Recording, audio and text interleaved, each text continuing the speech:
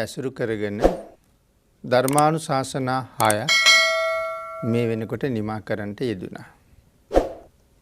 අද සදහවත් පිරිස දායකත්වයේ දරන්නේ එහි 7 වෙනි දේශනාව සඳහා. අපි තවමත් සාකච්ඡා කරමින් ඉන්නේ පළවෙනි ගාථා රතනය. පළවෙනි ගාථා රතනයේ මංගල කාරණා 3ක් අන්තර්ගතයි. අසේවනාච බාලානං පණ්ඩිතානංච සේවනා. පූජාච පූජනීයානං ඒතම් මංගල මුත්තමං. පළවෙනි මංගල කාරණාව බාලයන් සේවනයේ නොකළ යුතුයි. දෙවැනි මංගල කාරණාව සත්පුරුෂයන් ඇසුරු කළ යුතුයි. තුන්වෙනි මංගල කාරණාව පිදිය යුත්තන් පිදිය යුතුයි. අපි දැන් මේ පිදිය යුත්තන් පිදිය යුතුයි කියන කාරණාව තමයි සාකච්ඡා කරමින් ඉන්නේ.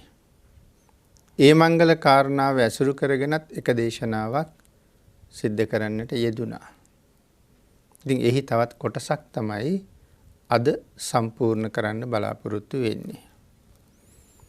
පින්නතුනි, අංගුත්තර නිකායේ චතුක්ක නිපාත පාළියේ භාග්‍යතුන් වහන්සේ දේශනා කරනවා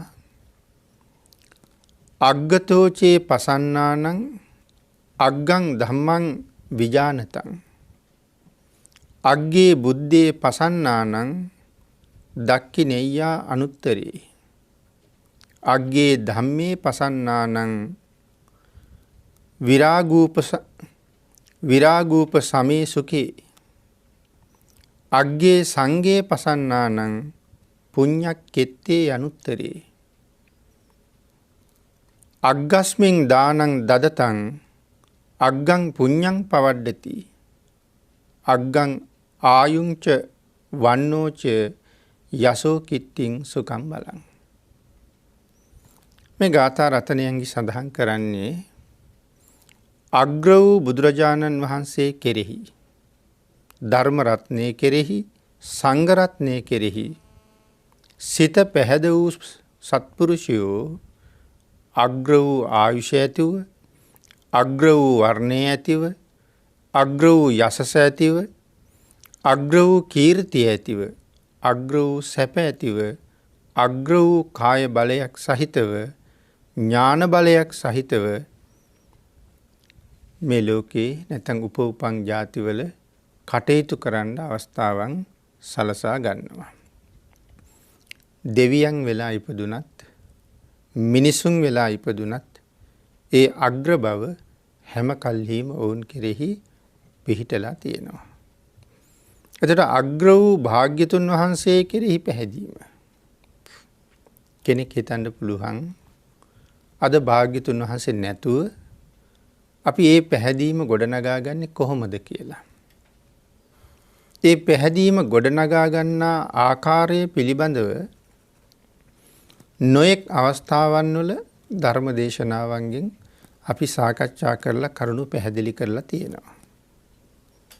එතකොට පින්නතුනි, අද භාග්‍යතුන් වහන්සේ කෙරෙහි පහදිනවා නම් ප්‍රතිපිලිම වහන්සේ, චෛත්‍ය රාජානන් වහන්සේ, බෝධි රාජානන් වහන්සේ මේ උතුම් වස්තුන් ඇසුරු කරගෙන භාග්‍යතුන් වහන්සේ කෙරෙහි තියෙන ප්‍රසාදය ඇති කරගන්න පුළුවන්. ඉතින් කෙනෙකුට චෛත්‍යයක් දැක්කහම බුද්ධාලම්බන ප්‍රීතියක් ඇති වෙනවද? බෝධින් වහන්සේ දැක්කහම බුද්ධාලම්බන ප්‍රීතිය ඇති වෙනවද? එහෙම නැත්නම් සර්වඥ ධාතුන් වහන්සේ නමක් දැක්කහම බුද්ධාලම්බන ප්‍රීතිය ඇති වෙනවද? ඉතින් එහෙම ඇති නොවෙනවා නම් බොහෝ දිනාට බුද්ධාලම්බන ප්‍රීතියක් ඇති වෙනවා පිළිම වහන්සේ දැක්කහම. ඉතින් එතකොට කෙනෙක් අපෙන් අහන්න පුළුවන් පිළිම හදලා වඳින්න කියලා බුද්ධ ධර්මයේ කොතනද කියලා තියෙන්නේ කියලා. ඇත්තටම අපේ ත්‍රිපිටකයේ කොතනවත් භාග්‍යතුන් වහන්සේ අපිට කියලා නැහැ මගේ ප්‍රතිමාවක් හදාගෙන වන්දනා කරන්න කියලා. මම මේ කලින් පිළිතුරු දුන්න ප්‍රශ්නයක් තමයි නැවත සිහිපත් කරන්නේ. ධර්මයේ පිළිබඳව මනා වූ අවබෝධයක් යම් කෙනෙක් ලබලා තියෙනවා නම් ධර්මයේ තුලින් භාග්‍යතුන් වහන්සේ දකින්න තරම් ඒ දහම් දැනුම බලවත් නම් අබෑටයක් තරම් කුඩා සර්වඥ ධාතුන් වහන්සේ නමත් සෙවුම් වූ පුළුන් කැබැල්ලක් මත තැන්පත් කරලා තියලා දැක්කා වුණත් මේ තියෙන ජීවමාන බුද්ධ ශරීරයේ නේද කියන ශ්‍රද්ධාව ධර්මයේ තුලින් ඔහු දකිනවා. නමුත් ඒ ශ්‍රද්ධාව සහ ප්‍රඥාව හැමෝටම අඩුයි නිපින්තුනි. බෝධීන් වහන්සේ දිහා බලලවත් පාත්‍රා ධාතුන් වහන්සේ දිහා බලලවත් තිලෝගුරු භාග්‍යතුන් වහන්සේ පරිහරණය කරන්නට යෙදුන තවත් යම් වස්තුවක් දිහා බලලවත් ඒ ශ්‍රද්ධාව සමහර කෙනෙකුට ඇති වෙන්නේ නැහැ. ඒක අපි හැමෝම දන්නවා. නමුත් භාග්‍යතුන් වහන්සේ පිළිම හදලා වඳින්න කියලා කියලත් නැහැ. නමුත් මහා පරිනිර්වාණ සූත්‍ර දේශනාවේ අපි නිතර කතා කළා භාග්‍යතුන් වහන්සේ මුලින්ම කරපු අවවාද දෙකක් තියෙනවා කියලා. පළවෙනි අවවාදයේ මේ කාලේ වැඩිපුර කතා බහට ලක් වෙනවා බොහොම අඩුයි. දෙවෙනි අවවාදය ගැන නම් බොහෝ දෙනාට දැනුමක් තියෙනවා. මහණෙනි මගේ ඇවෑමෙන් පස්සේ මේ ධර්මය සහ විනය නුඹලාගේ ශාස්ත්‍රූ බවට පත් කරගන්න. නමුත් භාග්‍යතුන් වහන්සේ එහෙම දේශනා කළේ පරිනිර්වාණයෙන් පස්සේ මා පිළිබඳ මතකය අමතක කරලා දාන්න කියලා නෙමෙයිනේ පින්නතුනි. ඉතින් ඒක එහෙම නෙමෙයි කියන කාරණාව පළවෙනි අවවාදයෙන් කියලා තියෙනවා. මහණෙනි නුඹලාට පෙළවදන් දේශනා කළ නුඹේ ශාස්ත්‍රුන් වහන්සේ අතීතයට ගියා කියලා කල්පනා නොකළ යුතුයි. මේ ප්‍රකාශය හරියම ගැඹුරුයි පින්නතුනි. ඉතින් ඒ ගැඹුරු වූ ප්‍රකාශය තුලින් කෙනෙකුගේ ශ්‍රද්ධාව උපදවන්න මේ නෙලාපු ප්‍රතිමා වහන්සේ පිළිබඳව කරුණු සාධාරණීකරණය කරන්න ඕන තරම් ඉඩකඩ තියෙනවා. චෛත්‍ය තුලින්වත් බෝධීන් වහන්සේ තුලින්වත් ඇති නොවුන ශ්‍රද්ධාවක් සමහර කෙනෙකුට බුදු පිළිම වහන්සේ දැකලා ඇති වෙනවා. ඒ නිසායි කෙනෙක් කියන්නේ මේ ප්‍රතිමාව දිහා බැලුවහම මට S2 අහකට ගන්න හිතෙන්නේ නැහැ කියලා. ඉතින් එහෙම කෙනෙකුගේ හිතේ ශ්‍රද්ධාව ගොඩනගන්න පුළුවන් නම් ඒක මොනතරම් ආනිසංසයක්ද? පින්නතුනි අපි දකින ප්‍රතිමාව තුල ඇත්තටම භාග්‍යතුන් වහන්සේ විද්‍යමාන වෙන්නේ නැහැ. මොකද භාග්‍යතුන් වහන්සේ මහා පුරුෂ ලක්ෂණ 32කින් සමන්විතයි. 80ක් අනු ව්‍යංජන ලක්ෂණ 216ක් මංගල ලක්ෂණ මේ සියලු ලක්ෂණයන්ගෙන් සමන්විතයි. S2 අහකට ගන්න හිතෙන්නේ නැහැ කියලා අපි පහදින අපේ ප්‍රතිමාව තුල මහා පුරුෂ ලක්ෂණ එකක්වත් නැහැ. නමුත් අපි මේ ප්‍රතිමාව දැකලා එච්චර සැනසෙනවා නම් ජීවමාන භාග්‍යතුන් වහන්සේ දැක්කොත් කොහොම සැනසෙයිද? ඉතින් ඒක නිසා නමුත් ශ්‍රද්ධාවන්තයන්ගේ ප්‍රඥාවන්තයන්ගේ ක්‍රියාකලාපයන් නිසා දුර්වල වූ අපිටත් සුගතියට යන්න මගක් ඒ තුලින් පෑදිලා තියෙනවා. ඒ නිසා අද භාග්‍යතුන් වහන්සේ වෙනුවෙන් කරන පූජාවක් අපි චෛත්‍ය රාජානන් වහන්සේ ළඟ, බෝධීන් වහන්සේ ළඟ, ප්‍රතිමා වහන්සේ ළඟ සම්පූර්ණ කරගන්නවා. නමුත් අපේ අරමුණ තියෙන්නේ කොතනද? මේ පූජාව ජීවමාන බුදු පියාණන් වහන්සේටයි. ආන්ගේ සිතවිලි මාත්‍රය අපි සුගතියට යොමු කරනවා. මේ ධර්ම කාරණාවේ ඉදිරියට ඒ කාරණාවත් පැහැදිලි කරනවා. ඒවං අචින්තියා බුද්ධා බුද්ධ ගුණා අචින්තියා අචින්තියේසු පසන්නානං විපාකෝ හෝති අචින්තියෝ. මෙසේ කීමට තබා සිටීමටවත් නොහැකි අනන්ත ගුණ භාග්‍යතුන් වහන්සේ සතුයි.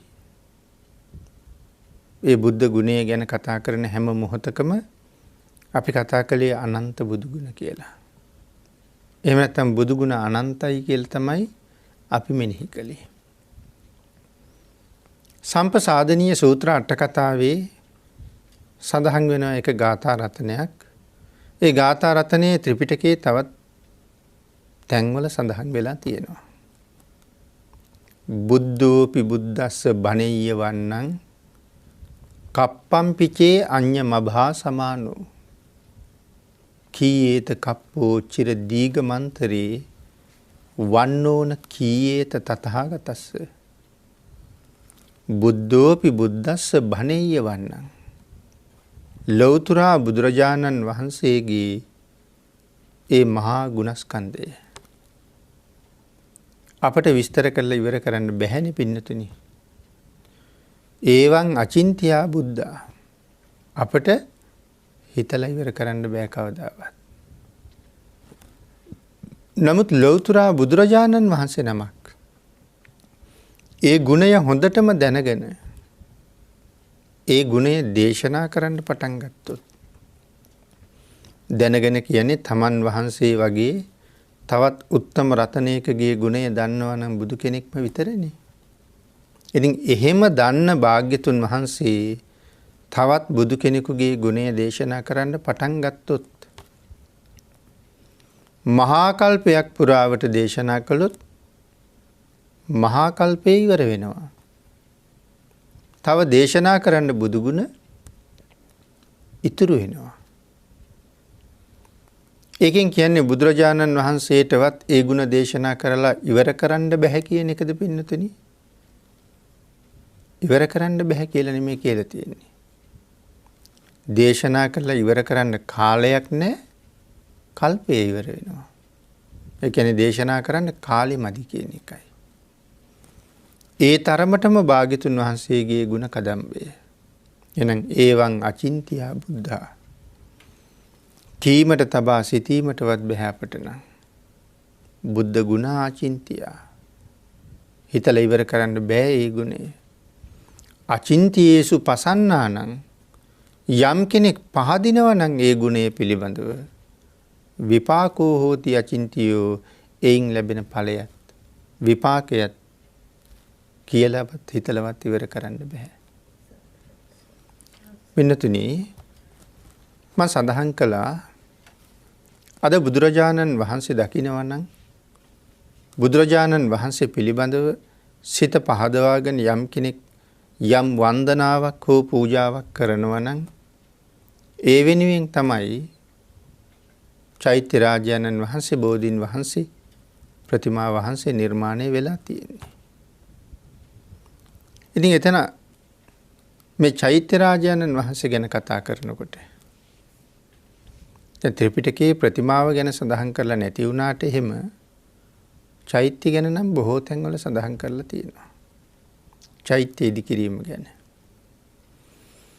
එතකොට අපේ බුදුරජාණන් වහන්සේ වෙනුවෙන් ඉදි වුණ චෛත්‍ය ප්‍රමාණයන් කොච්චරද කියලා අපි දන්නේ නැහැ.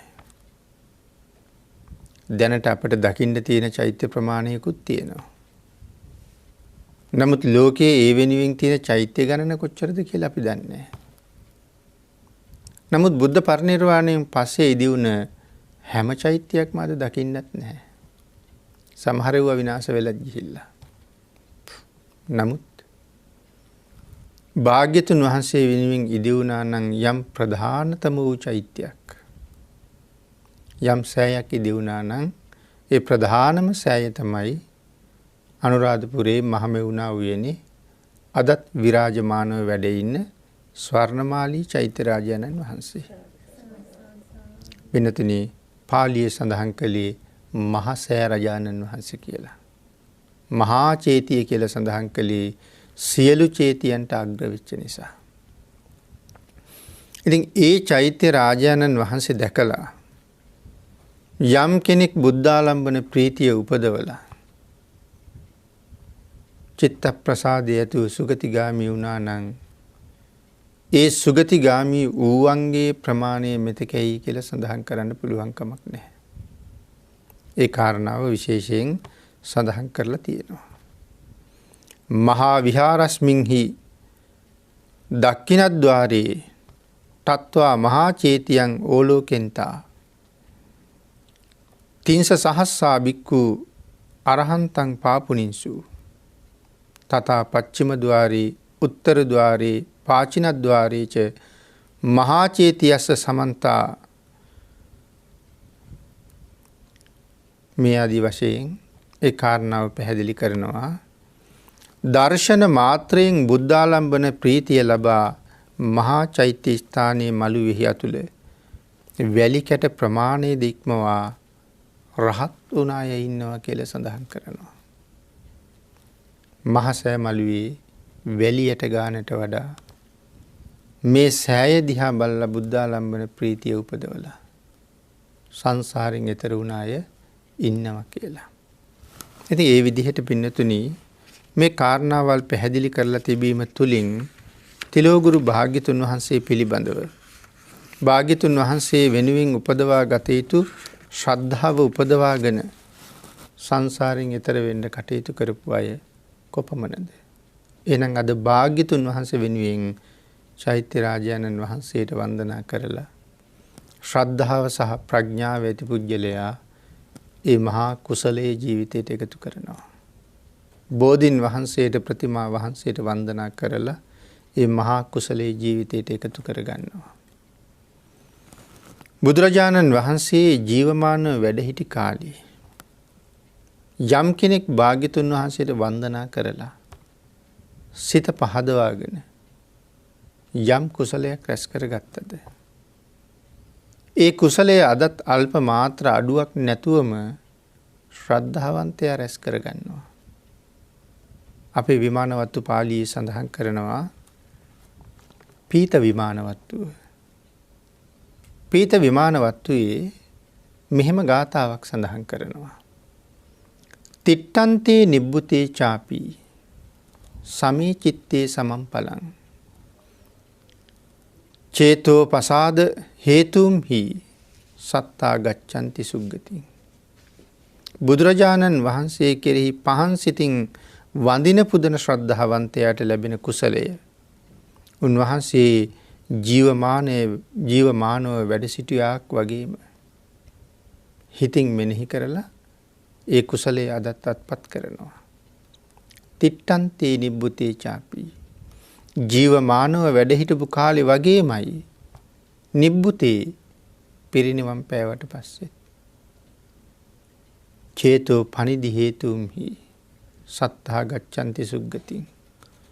මනාව හිත සම කරගන්න පුළුවන් නම් ඒ චේතනාව පදනම් කරගෙනම සත්වයා සුගතියට යනවා. එhmenan ජීවමානව වැඩ ඉන්නවා කියලා අදත් දකින්න කියලා කියනවා. ජීවමානව වැඩ ඉන්නවා වගේමයි කියලා අදත් දකින්න නම් ජීවමාන භාග්‍යතුන් වහන්සේ කොහොම වැඩ හිටියද කියන කාරණාව ධර්මයේ තුලින් අපි දැනගෙන තියෙන්න ඕනේ.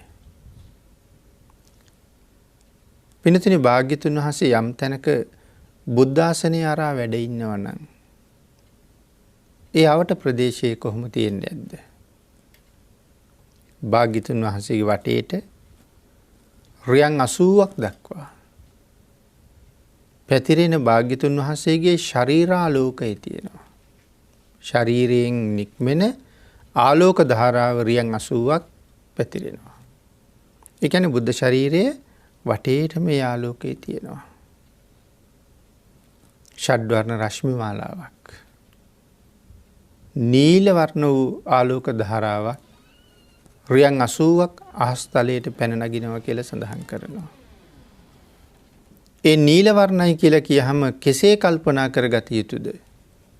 අට කතාවේ විස්තර කරනවා මොනරෙකුගේ බෙල්ලේ වර්ණය යම්සේද එලෙසින් දැනගන්න කියලා. කේශ ධාතුන්ගෙන් නික්මෙන ආලෝක ධාරාව. ඒ ආලෝක ධාරාව මේ ලෝකයේ වෙනත් කිසිම ආලෝකයකින් පරාජය කළ නොහැකි.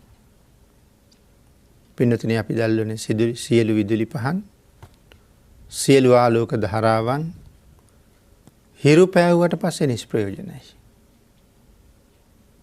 නවීන රථයක ප්‍රධාන ලාම්පුවෙන් නික්මෙන ආලෝක ධාරාවන් අපේ පියවි ඇහැට ඍජුවම එල්ල වුණොත් අපට ඇස් නොපෙනෙන තරමටම ඒක සැරයි.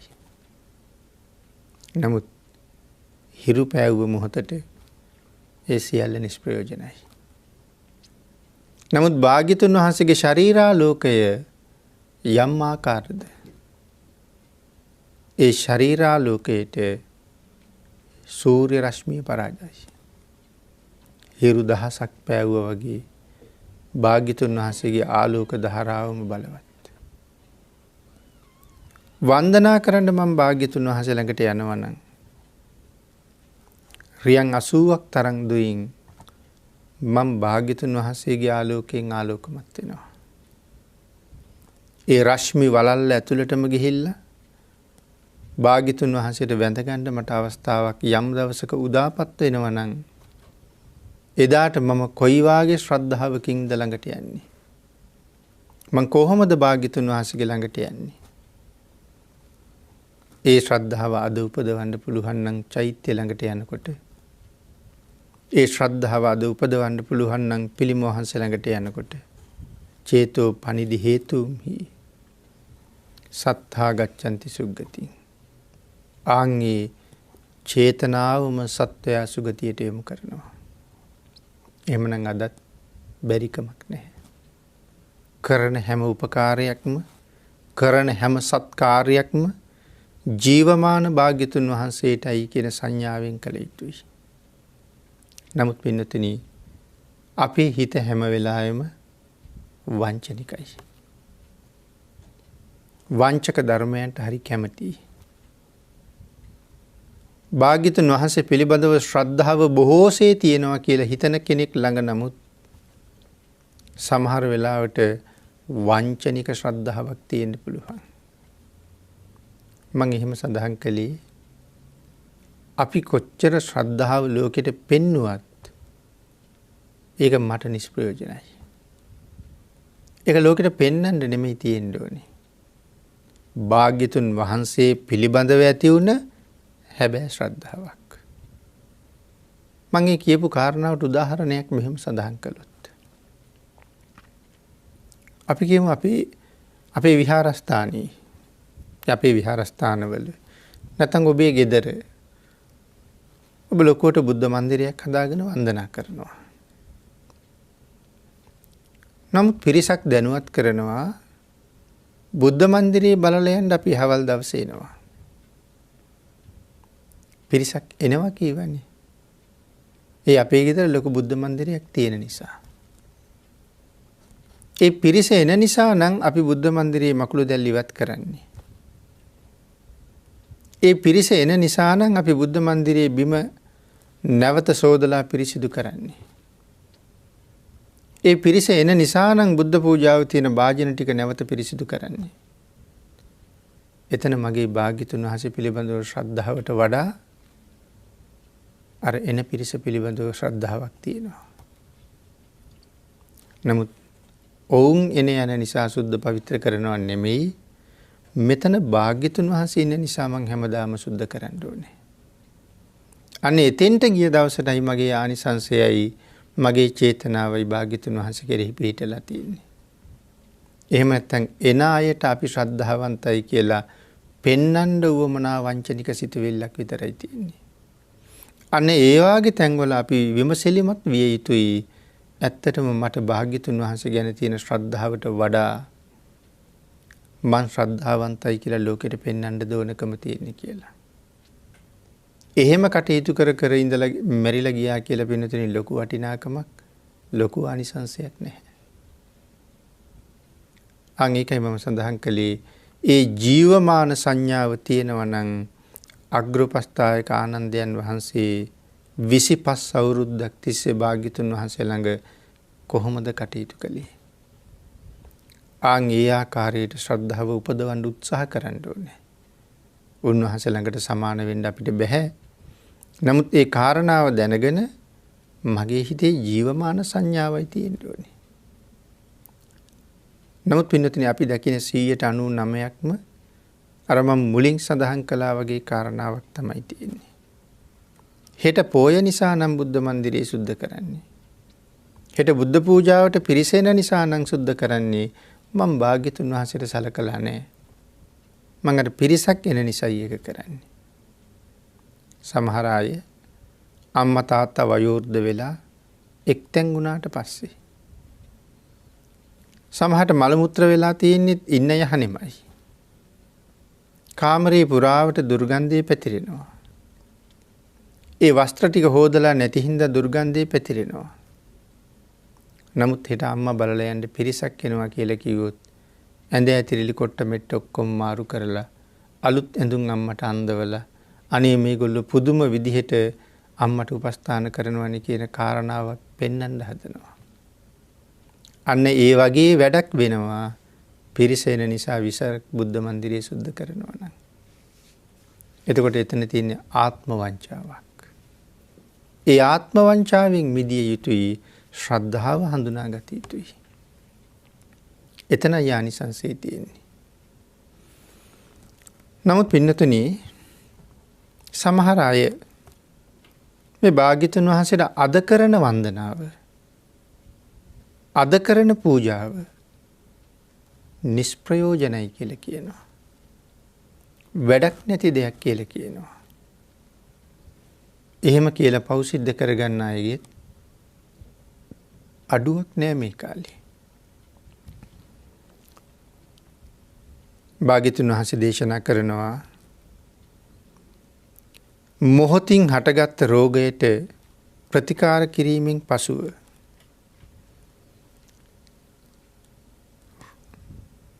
ප්‍රතිකාරය නිසා රෝගය බලවත් වෙනවා නම් එහෙම නැත්නම් බෙහෙතින් හටගන්න රෝගය. මොකද අපි බෙහෙත් පාවිච්චි කරන්නේ ඇයි? රෝගය සුවපත් කරගන්න. නමුත් ඒ බෙහෙත නිසාත් රෝගයක් ඇති වෙන්න පුළුවන්. වර්තමානයේ අපි පාවිච්චි කරන බෙහෙත් එහෙම තමයි ගොඩක්.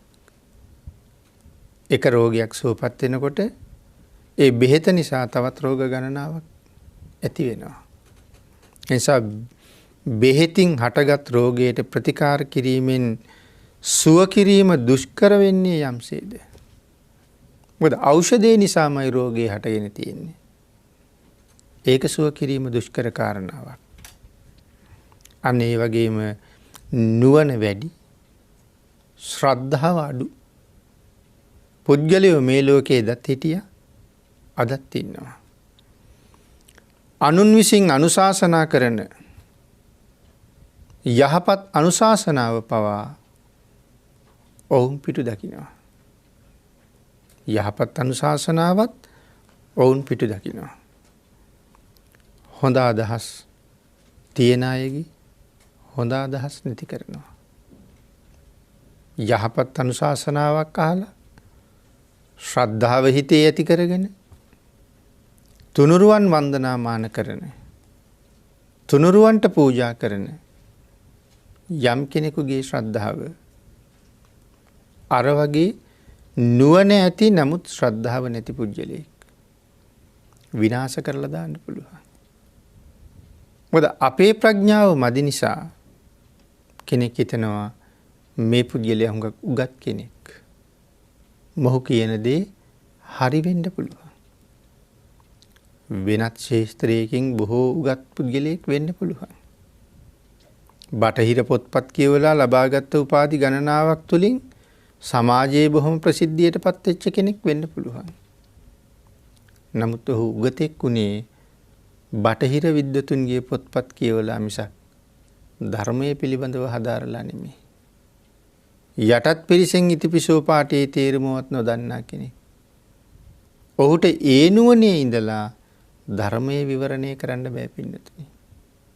නමුත් වර්තමාන සමාජයේ බොහෝ දෙනා ඒ කුමන හරි ශිල්පයක් ශාස්ත්‍රයක් උගත් නිසා මොහුගතෙක් යයි කියන චේතනාව මත ඔවුන් කියන වැරදි ධර්ම කාරණාවේ එල්බිලා ලැබිච්ච වාසනාවන්ත ජීවිතයට කරගන්න තියෙන සාධාරණේ නැති කරගන්න පිරිසක් බවට පත් වෙමින් ඉන්න බවත් රහසක් නෙමෙයි. ඒ නිසා අපි තුල ප්‍රඥාව තියෙන්න ඕනේ. මා කල යුත්තේ කුමක්ද? මා දැනගත යුත්තේ කුමක්ද? මා පිළිපැදිය යුත්තේ කොතන තියෙන කාරණාවද? කියන කාරණාව තුල පිහිටලා තමන් කටයුතු කරන්න පටන් ගත්ත දවසට තමන්ට සාධාරණයක් කරගන්න තමන්ට පුළුවන් වෙනවා. තිලෝගුරු භාග්‍යතුන් වහන්සේ වෙනුවෙන් අපි අද කරන යම් පූජාවක්. අපි කියමු ආහාර පූජාවක්. කෙනෙක් තරයේ ප්‍රතික්ෂේප කරන්න පුළුවන්. ඒ පිළිම වහන්සේට පූජා කළා කියලා අනුභව කළාද? ඔය ආහාරය වෙනුවෙන් කීයක් වියදම් කළාද? සමහර ශ්‍රද්ධාවන්තයෝ පහුගිය වස් කාලේ දිනපතාම භාග්‍යතුන් වහන්සේට දම් පූජා කළා. එක දවසක දන් වේල රුපියල් 8000ක් 10000ක් විතර වුණා. 3 මාසයක් ගත වෙනකොට ලක්ෂ කීයක් වියදම් කරලාද? ඒ තමන්ගේ ශ්‍රද්ධාවෙන්. මේ වස්තුම් මාසෙම ජීවමාන භාග්‍යතුන් වහන්සේට දන් දෙනවා කියන චේතනාවෙන්. එය මාලද භාග්‍යයක් කියලා කල්පනා කරපු චේතනාවෙන්. නමුත් පස්සේ කාලේ කෙනෙක් වැරදි අනුශාසනාවක් කළොත් ඒ පූජාව කළ පුද්ගලයාත් එහෙනම් ඒක හරි කියලා පිළිගන්නවා නම් අපරචේතනාවේ පිරිසිදු බව එතනින්ම නැතුව යනවනේ. මොකද්ද පින්නතුනි අපරචේතනාව කියන්නේ? පින්කමේ අවස්ථා 3ක් ගැන සඳහන් කළා. පූර්ව චේතන, මුංචන චේතන, අපරචේතන. පින්කම කරන්න පෙරසිත මහත් වූ ශ්‍රද්ධාවෙන් පින්කමට අවශ්‍ය දේවල් සැලසුම් කර කර අපි සූදානම් කරන වෙලාව. මැදසිත පූජාව කරන වෙලාව. පසුසිත පූජාවෙන් පස්සේ මං කරපු පින්කම පිළිබඳව මා සතුටු වෙන කාලය. එහෙනම් ඒ සතුට දිවි තිබෙන තුරුම තිබිය යුතුයි. පින්කම කරලා අවුරුදු 15කින් 20කින් නමුත් අපරාධය දා මං කරපු වියදම කියලා කල්පනා වුණොත් අපරචේතනාවේ පාරිශුද්ධත්වය එතන ඉවරයිනේ. එහෙනම් සමහර කෙනෙකුගේ වචනයක් අහලා එහෙම හිතන්න පුළුවන්. එහෙම හිතුවොත් ඇත්තටම කරපු කාර්යය අල්පසාවද්‍ය වෙන්න තියෙන ඉඩකඩ බොහොම වැඩි. නමුත් මම සඳහන් කළේ ශ්‍රද්ධාවන්තයෝ ධර්මයේ තුලින් කාරණා දැනගෙන දවසකට ඒ තරම් මුදලක් වියදම් කරලා නමුත් භාග්‍යතුන් වහන්සේ වෙනුවෙන් කරපු පූජාව පිළිබඳව අල්ප මාත්‍ර පශ්චත්තාපයක් නැහැ. නමුත් ඒ කුසල කර්මය සංසාරයට කොයිතරම් මහත්ඵල වේද? මහානිසංස භාවයට පත් කරයිද? දානය මේ ශාසනයේ ඊටාම අගය කරලා දේශනා කොට වදාලා. පින්තුනි දානයෙන් මොකද්ද කරන්නේ?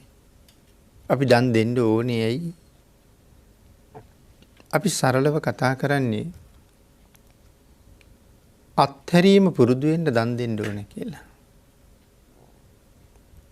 නමුත් භාග්‍යතුන් වහන්සේ නම් එහෙම දේශනාවක් කරන්නේ නැහැ පින්නතුනි.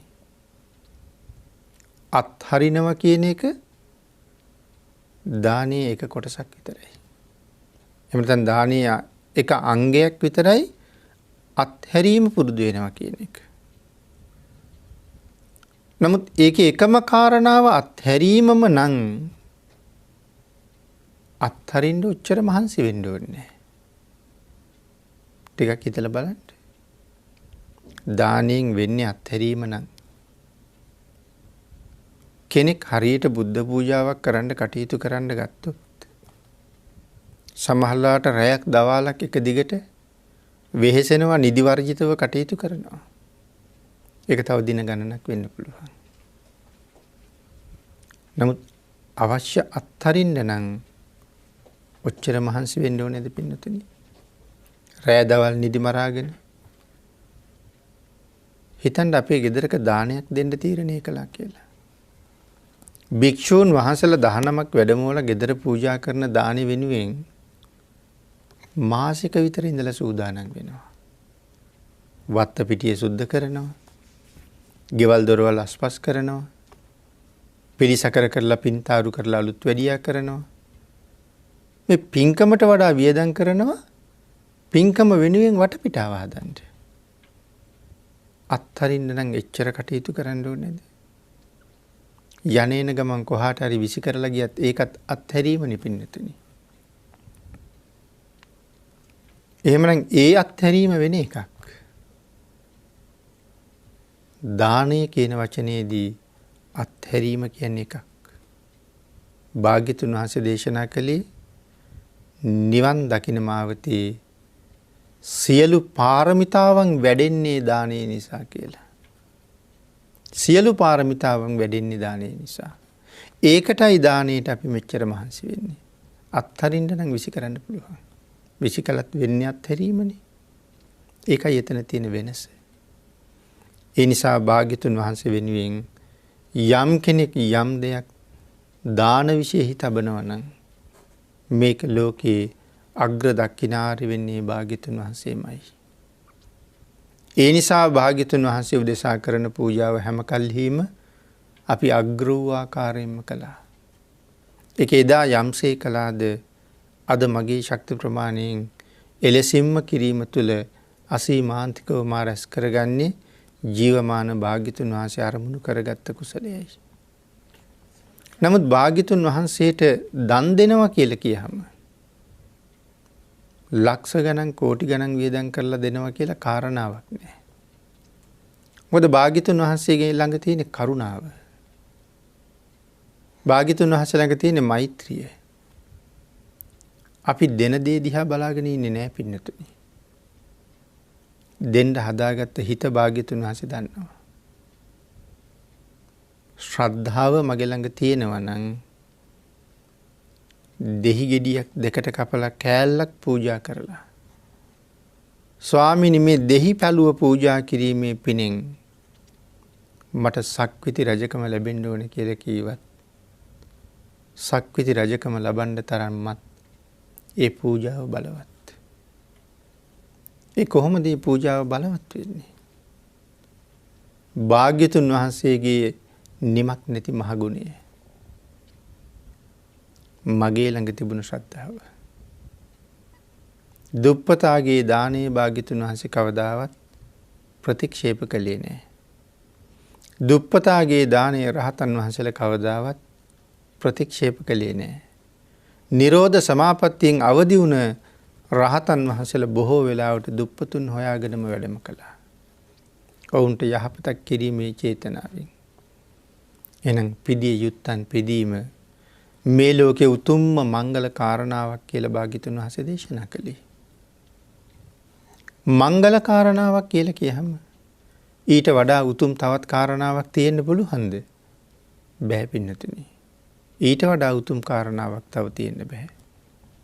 ඒ නිසා උතුමන් පිදීම මංගල කාරණාවක්. ඒ උතුමන් අතර අපට තියෙන ශ්‍රේෂ්ඨම උත්තම රතනයන් තමයි තුනුරුවන්. එහෙනම් තුනුරුවන් කෙරෙහි ශ්‍රද්ධාවෙන් යම් කෙනෙක් යම් දෙයක් පූජා කරනවා නම් එහි ආනිසංසය එදත් අදත් ප්‍රමාණය කරලා දැක්විය නොහැකි. ඉතින් මේ ආකාරයෙන් මේ පිදිය යුත්තන් පිදීම කියන කාරණාව යටතේ අපිට බොහෝ කරුණු කාරණා සාකච්ඡා කරන්න පුළුවන්. ඒ උතුම් පූජාවන් විවේචනය කරන අය මොනතරම් අකුසල් රැස් කරගන්නවාද අපායට මඟ හදාගන්නවාද කියන කාරණාවලුත් සාකච්ඡා කරන්න පුළුවන්. මේ උතුම් සූත්‍රයේ දේශනාව ඇසුරු කරගෙන සිදු කරන 7 වෙනි ධර්මානුශාසනාව මේ විදිහට නිමා කළත් මේ කාරණාව සම්බන්ධයෙන්ම 8 වෙනි ධර්මානුශාසනාවෙදිත් කරුණු ටිකක් සාකච්ඡා කරන්න බලාපොරොත්තු වෙනවා. ඒ කාරණාව සිහිපත් කරමින් පින්නතුනි අපි ධර්මානුශාසනාව නිමා කරමු. මේ උතුම් මංගල කාරණාව ඇසුරු කරගෙන ශ්‍රද්ධාවන්තයින් වෙනුවෙන් මේ ධර්ම කාරණාව දේශනා කරවන්න අද ධර්මානුශාසනාවේ දායකත්වය ගෙන කටයුතු කරනු ලබන්නේ